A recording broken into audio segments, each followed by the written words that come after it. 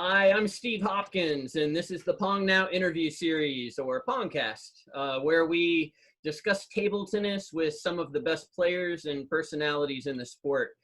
Today, I'm here with Wally Green, table tennis professional, international tournament player, a writer, columnist, rapper, and entertainer.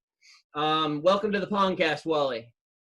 Thank you, Steve. Thank you. Glad to be here, man.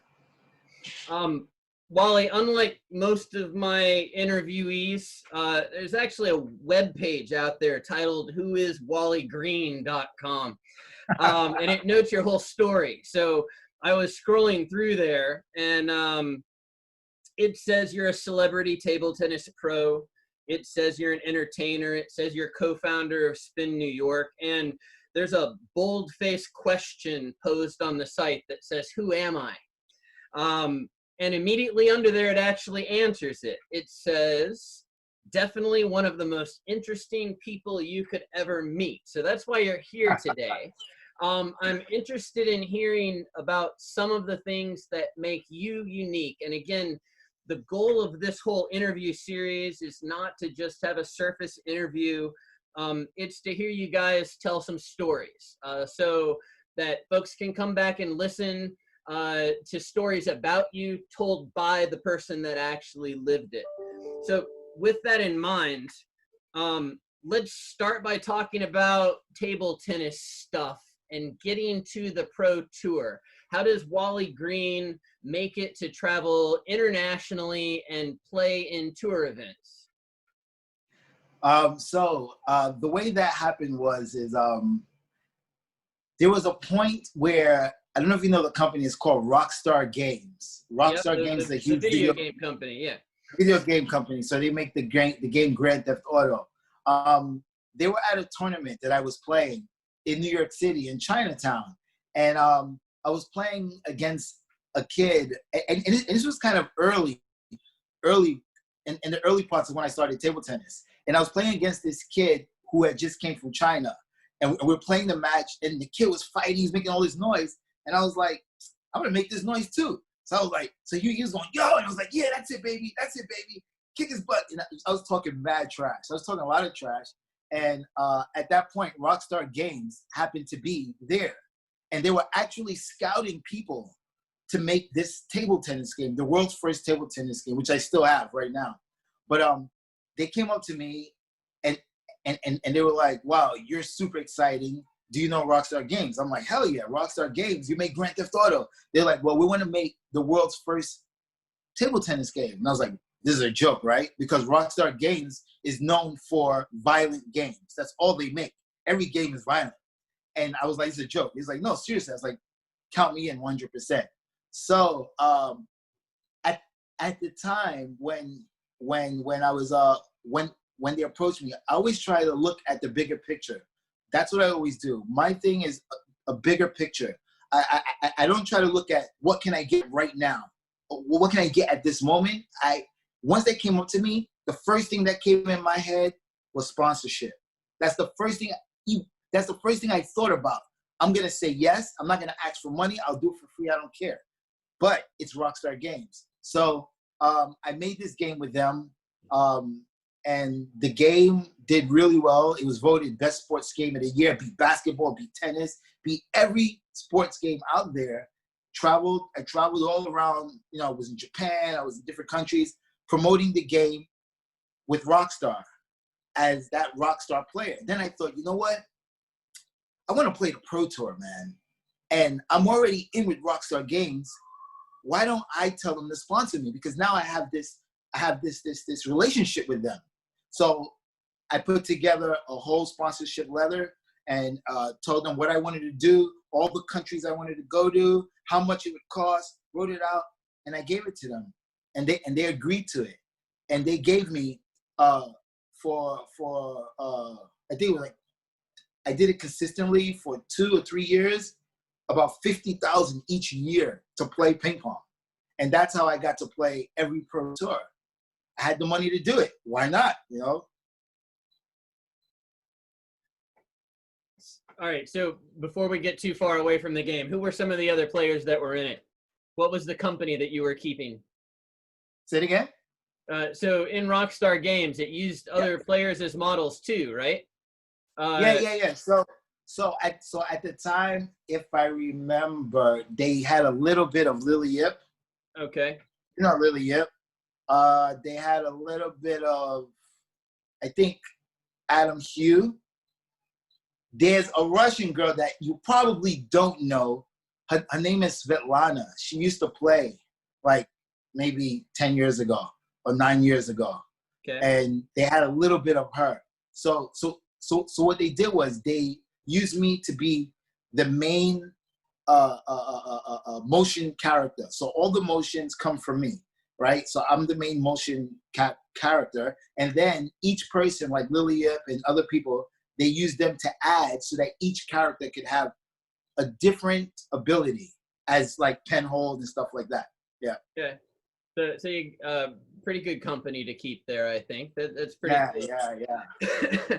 All right. So what's the coolest place that you went out of all of the countries that you visited? What's the most unique pro event, tour event that you went and played? The most, I have two actually. All right. I've got time for two stories, man. Go ahead. All right. So the first one I want to talk about in terms of being unique as in Pro Tour was China. China would be the first one. You know, playing in China as a Black American was really, really interesting. It was like one of the most interesting things that I've ever experienced. Because, you know, in China, when they do a Pro Tour, it's a huge show. It's huge. You know, it's a production. You know, what city were you in? Say again. What city were you in? I've been so many of them. I've been Guangzhou. I've been Suzhou. I think I've been maybe 6 Pro Tours in China. Yeah, and it doesn't matter what city. It's if it's China Open, it's always a production. You know, they have shows. It's great. But being and a Black American player who does hip hop, the fans took to me. Like, I'll tell you a funny story. When I would play the Pro Tour, especially in China, right? Normally you have a group, qualification group, right? And then if you come out of that qualification group, then you'll go to the first round and start from there, right? And then I noticed that so many times when I'm playing qualification, I would get the TV table, right? Now, why am I getting? I don't want the TV table. Why don't give me? I don't want the TV table. But I would notice, first of all, it's hard to get the TV table in qualification. More or less, get it 2 times in qualification, in 2 matches, and they would give me the TV table. And so one time, I went and I complained about it. Like, nobody complains about the TV table. Everyone wants the TV table, but I don't want the TV table. So I went and said, hey, can you guys change my table, please? And can you move the table to maybe the one in the corner? Because I was playing against China, against this chopper, right? I wish I remember his name.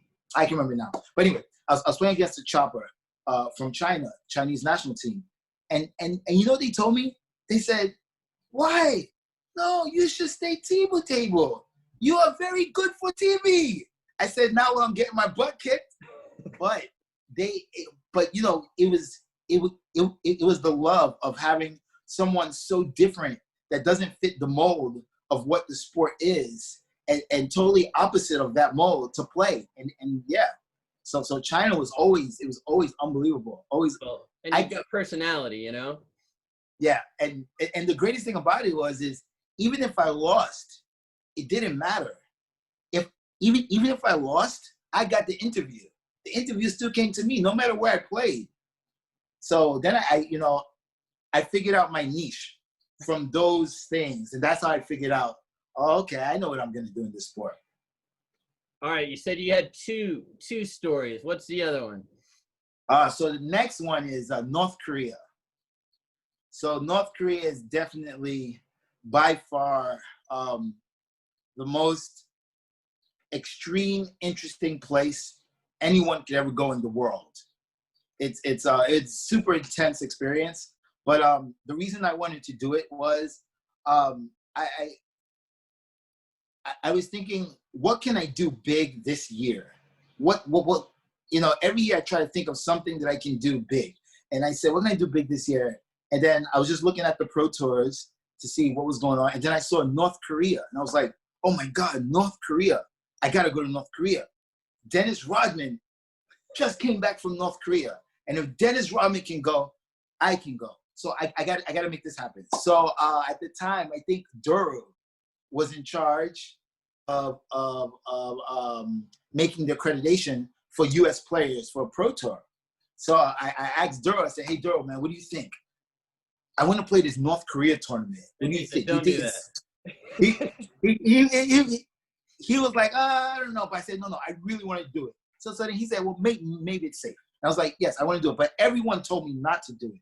I tried to get, I knew every player, like in the world, all the players. And I'd say, hey, guys, why don't you come? Let's go North Korea. I would tell people from Sweden, people from Germany, all my friends from all over the world. Everybody was like, I'm not going to that country. So I was like, all right, if you guys don't want to do it, I'll go. Because I wanted to do my own ping pong diplomacy. Like in 1971, the American team went to China and to establish the relations with China. So I wanted to do my own thing. And in my mind, I believe one person can make a difference. You understand? This one person can go there. Thousands of people can see me, and they can go, you know what? Maybe Americans are not so bad. And that was my whole goal. And I actually was able to achieve it in a huge way. Like, there was a point where I got lucky enough to play against a North Korean, which maybe might have not happened. I could have played Vietnamese and China, right? But another thing was there were no Western countries there, not one Western country in this whole time. I was the only Westerner. And I got to play against a North Korean. And let me tell you, this feeling, I don't think anyone has ever felt this kind of feeling before. Normally, generally, Americans will be the underdog in the world of table tennis, right? So people are cheering. They're going to kind of cheer for us a little bit, right? Because we're the underdog. Picture 5,000 people in watching table tennis cheering against you. Listen, I have never felt anything like this ever. It was crazy. And in the videos that I have, that I show, I start the match up 5-0. And every time I make, and North Korea is good. North Korea is as good as China at times. And every time I made a point, the general sound was this. Like, so weird. It was surreal. And I was like, oh my God, this is crazy. I would make another point. What? And then he made one point. And all of a sudden it was, ah. Then he made another point, and it got louder and louder, and it was crazy. Like, I was like, oh my God, this is nuts. People are literally like cheering against me. I suck. Like, this guy's better than me. So then at that point, I figured out, how am I going to make this connection? Because the whole point of going there was to make this connection with real North Korean people and try to change the minds of what they think about Westerners. And then I figured it out. I said, oh my God, I got 5,000 people cheering against me, right? Okay, it's not about trying to win this match anymore. It's about trying to make this connection with these people. So what I did was, they got louder and louder in unison. It was crazy. I stopped. I looked up at everybody and gave the biggest smile and just put my hands like this, smiling. And then something strange happened. A chain reaction of people smiling and laughing when I did it started to occur. And then I was like, that's it.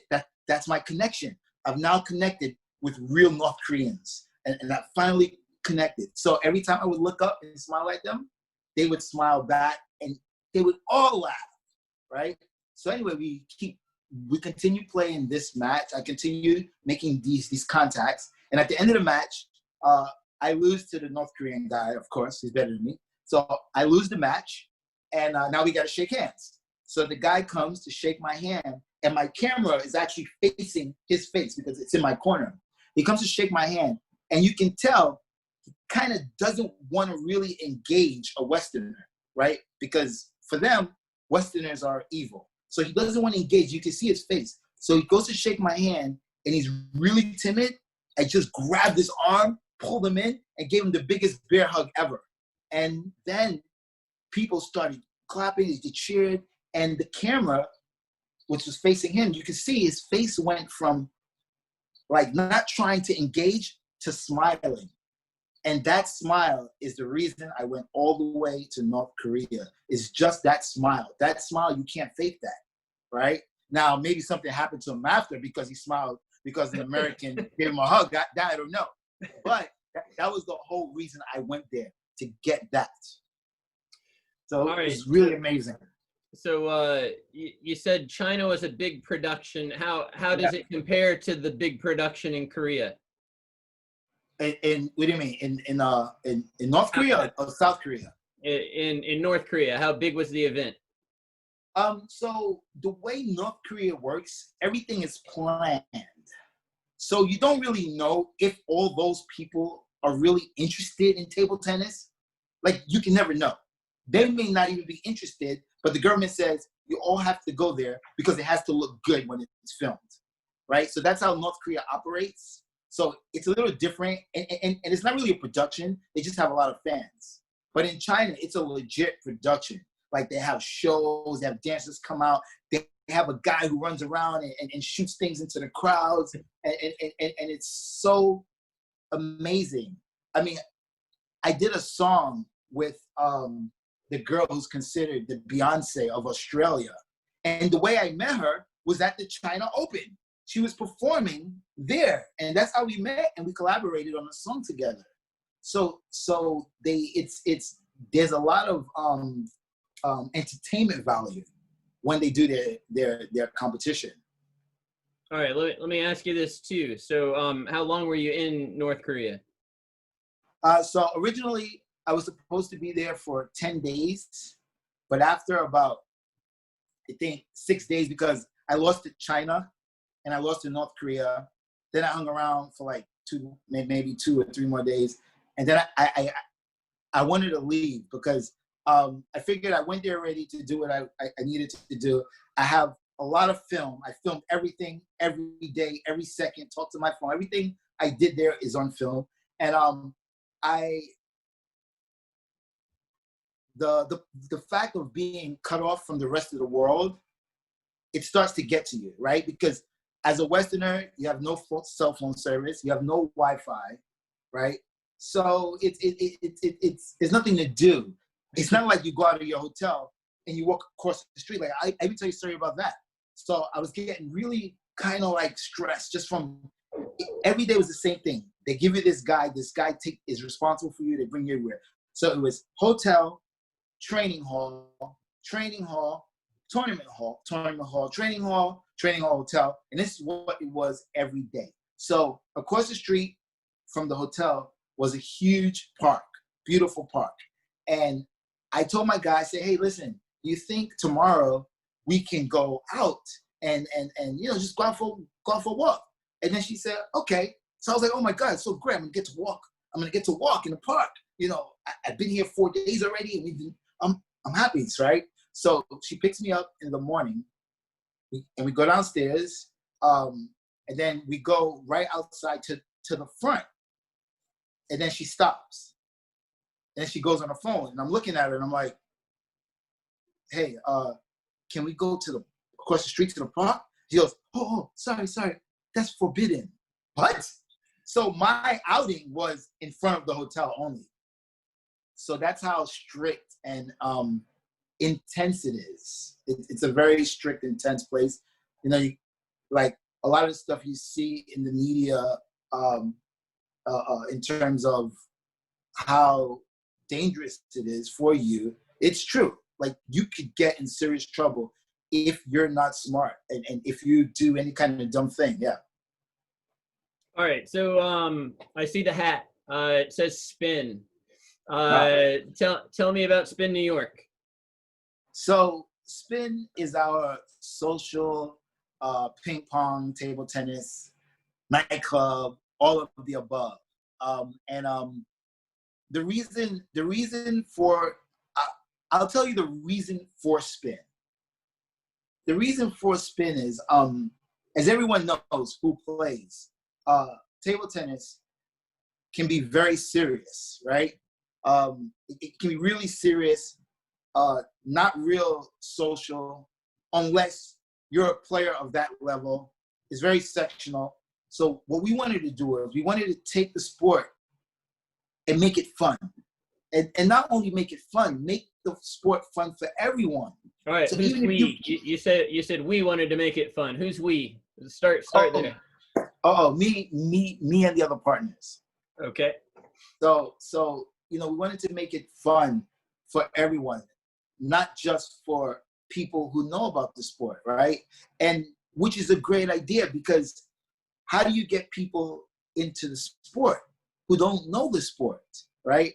How do you get them involved? You give them something fun to do, something that's not too serious. And then those who see it, they go, oh, this is really cool. Then they move on to the seriousness. So that's kind of what we did with Spin, and that's why Spin is around. How many spins are there now? Right now we have about 10. Okay. And we just, yeah. Have you been to all of them? Yeah, of course. I go to all of them. We have some big openings in each one, and then we go out there and we have a huge party, and it's great. I mean, you can, if you want to play serious, you can play serious. Is it like a world-class table tennis club? No, but that's not what it's there for, right? It's there to have fun. But all of our courts have a center court. So that's why I play. I'll play, I play people for money with my cell phone, my mini paddle, and it's about having a great time and enjoying. And those who like the sport from there, they go on to take lessons. We have coaches and stuff. They go on to take lessons, and then they go into the serious part. But they got into the serious part because they came from the fun part. All right. So you said you have this big parties. Any red carpet stories? Any big party stories? Oh man, we have so many different parties. Wow. Let me see. What's a funny story that I would think of that happened like for an opening? I'm game to hear about any party, but yeah, when we were talking ahead of time, you said you probably had a red carpet Susan Sarandon story or two. Yeah. One of my, I think, amazing moments that I thought was really cool was when I got to walk the red carpet at one of the world's most major film festivals in Shanghai International Film Festival. I got to walk the red carpet with Susan Sarandon, who's also co-founder of Spin. And when that happened, it was really crazy because at that time, I was really hood. I was more hood. Like, I like my gangster clothes. I had to wear my hip hop chains and my flashy Jordans, right? To get me in a tuxedo was never ever gonna happen. So I asked Susan. I said, "Hey, is it okay if I don't wear like a tuxedo or don't get dressed up?" And then she told me, "Just be who you are." And I was like, "Really?" And she said, "Yeah." And I wore this bling bling black shirt, diamond chain on, Jordans, orange Sean John pants, and I literally walked the red carpet with Susan Sarandon in one of the world's most biggest film festivals. And that was really cool. So was she in a movie there, or was she just in attendance? She was getting the Lifetime Achievement Award. All right. Yeah. Okay. So a lot of us who have been in this sport for a long time have met famous people. You seem to have managed that on both sides. But how about in regard to players? How about recognizable player names that you've met? Any good stories there? See, so I always say this. What people always go to me, they say, "Hey, do you know Timo Ball? Do you know?" And I say, you know what I tell them? Go ask them if they know Wally Green. I always say that. I tell them, go ask them if they know Wally Green. Because when I was playing Pro Tour, I was literally the most craziest person on the tour. I was the loudest person. I was bringing that Brooklyn projects hood mentality to ping pong, and nobody's ever seen it. Before we get to that, I want to tell you one story that I remember clearly, which is really funny. And this is how I got to know all these famous players. My first Pro Tour I ever played was German Open, right? I think that was maybe 2003, I think. And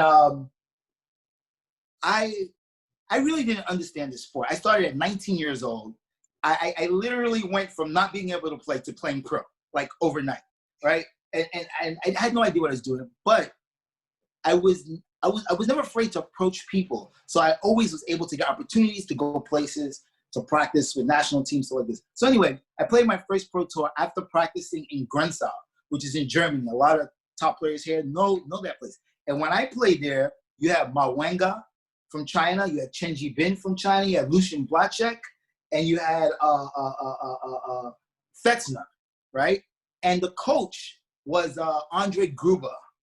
So picture that. That's legendary. This team was undefeated in Champions League, and I got to practice with them. And I had played with them, practiced with them, and I played my first Pro Tour. I got wiped out.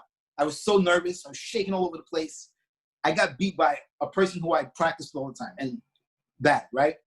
Right after that, the next week, I went to Holland, to Dutch Open. And I remember my first match was against England. I got smoked. And the smoking wasn't mostly because I wasn't good enough. I mean, I could play. I wasn't as good as they were, but I could play. But I was very nervous. I was really, like, nervous. And I don't know if you remember Thomas Kyneth from Germany, originally from Germany, now I play for Slovakia. So me and Thomas Kyneth, we were friends for a long time. I lived with Thomas Kyneth, stayed at his house. We traveled the world together. He coached me, I coached him. And I remember after that, I lost to him. I played Russia, I lost to Russia. Then I had to play China. And I will never forget this name as long as I live. The guy's name was Chen Junji. I will never forget that name. So I'm playing this guy, Chen Junji, right? And first game, the guy smokes me 11-1. Second game, maybe 11-2, right? And I'm just nervous. I can't get it, and I'm quiet. And then Thomas tells me, Thomas says, Wally, what happened? You have to pop. Because I taught Thomas some of this gangster stuff of us, hanging out. And he said, what happened? So I said, okay, I get back on the table. I serve long ball. The guy missed it. And I was like, yeah, like so loud. I think that dude almost had a heart attack. I actually won that game. I won that game. He won the next game. I won the next game. The score was 3-2, 3-2, 9-6 in the fifth game. 9-6 for me against China. And this is Chinese national team player. And me, I just started playing the sport, right? And then after that, and this is where I made my mistake, and where I tell a lot of my students,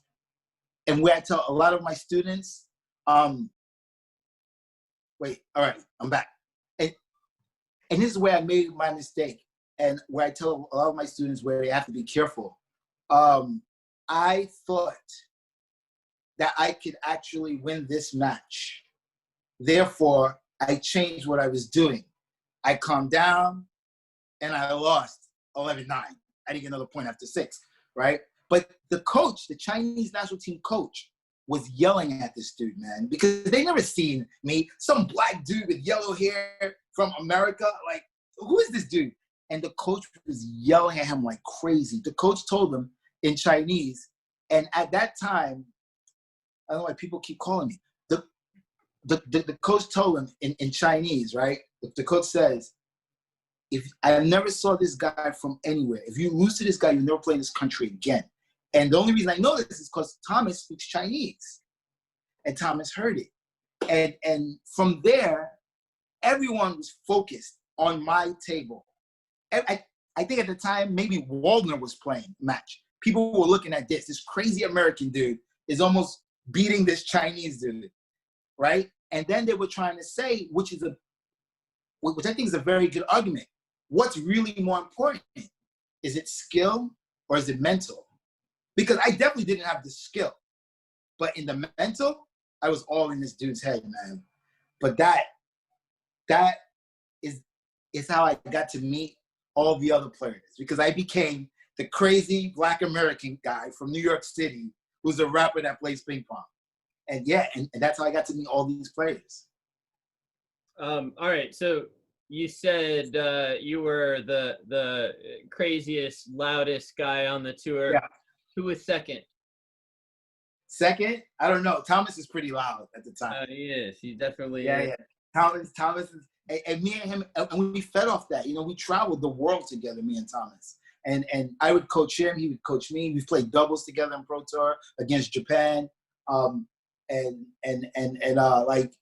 you know, it was just such a great experience. And then meeting all these players, you know, Waldner, I've hung out with Waldner, I've partied with Waldner, I've hung out with Timo Boll. Timo Boll's wife, I remember when she was just his girlfriend. When I remember the first time I met her with him.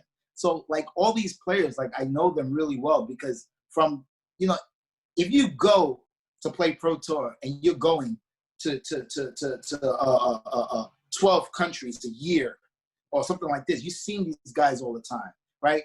And I knew that I wasn't the level they are. They're much better than me, right? But my goal was never to be the best player in ping pong. That was never, listen, I figured that goal out. That wasn't going to happen first of all, I'm 19 years old when I started. There was no way I was going to be number one. And I started to figure that out because when I was playing matches, and this is a good lesson, I think, for all these young kids coming up, you have to make goals in your life. And not just table tennis. And you have to make realistic goals, right? You can't be 19 and say, I'm going to be the number one player in the world. That's probably not going to happen, right? So you have to make realistic goals. And I didn't start doing well in the Pro Tour till I started respecting that players started at 3 years old and they're better than me. So I started making goals like, okay, you know what? Let me get 5 points. And this is what made me the crazy American, because I would get 5 points, the score would be 10-4, and I get 5, and I'd be like, yo! Because in my mind, I won, right? In my mind, I made that goal. I got to get 5 points. And then I said, let me get 5 points every game. And I said, okay, let me just try to take one game. So I'd be losing 3-0. If I took one game, whoa, like I won the match. And people never understood it because I already made these goals for myself, realistic goals. And when I made these realistic goals, I started getting better and better and better and better and better at being able to actually try and compete with these guys, you know? And yeah, so super, super great times, you know. Like I said, I've hung out with Samsonov, Timo Boll, I mean, Waldner, I mean, all those players, those legend players, even even the Chinese, man. I can tell you, do you remember the player Chen Chi? Yep. So I tell you about Chen Chi. Chen Chi is into hip hop. That dude, I call him the Chinese mafia because that's how he acts. He's a Chinese mafia. So Thomas introduced me to Chinese rubber. In Chinese, they call kambiao. He introduced me to that. So I was using Chinese rubber, right? But it's very hard to get good Chinese rubber unless you get from Chinese national team, right? So I went to Chen Chi and I said, hey, you know, he spoke very English. I said, I'll give you hip hop CD and you give me rubber. All my Chinese rubber I used back then came from Chen Chi. All of them came from. So even the Chinese national team, who are the best in the world, had respect for me. another funny Chinese story. Wang Hao. So getting a Chinese national team shirt is almost impossible, literally, because they're not supposed to give it away, right? I've gotten 3, right? The most funniest one I've gotten 3. I've gotten Feng Bo, I've gotten Hao Shuai, and Wang Hao. The Wang Hao shirt is the most hilarious, the craziest one ever. So this was also China Open. I think this was in Suzhou. And I saw Wang Hao, and I said, I got to get Wang Hao shirt. He was coming out he just finished playing, all sweaty, right? All sweaty. And I was like, Wang Hao. I was like, hey, shirt, right? And you know what he told me? Oh, later. Listen, if you let later go, you're not getting that shirt. I said, no, now. Listen, Wang Hao took his shirt off his back, sweaty and wet, and gave it to me. So that's the kind of respect that I got from all the players in the world. So I figured it out. I said, you know what? I don't have to be the best player in the world. I'll just be the coolest player in the world. And that's what I did. I became the coolest player in the world and got to hang out with these great players and at the same time improve the sport that I love and then share with other people. Well, and it all fits into your goals. You were saying you need to have realistic goals. Maybe being the coolest player on the tour is a realistic. Think about all the countries you got to go to, all the people you got to see, all the things that you've gotten to do that table tennis has opened those doors. It's a very unique story, man. It's a lot of fun. Yeah. All right, so that's probably a pretty good place to wind things up here today. As I say at the end of all of these interviews, I really appreciate you taking the time to chat with me today, and I think other people are going to enjoy listening to you as well. So we'll have to do it again sometime.